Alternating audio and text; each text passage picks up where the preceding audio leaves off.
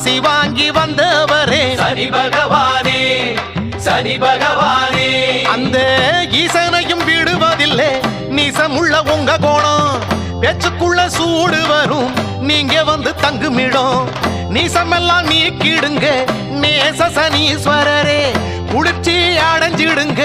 எள்ளு சாதம் படையலிலே திருநள்ளாறு சனீஸ்வரா திருப்பம் தரும் நல்லீஸ்வரா சனி பகவானே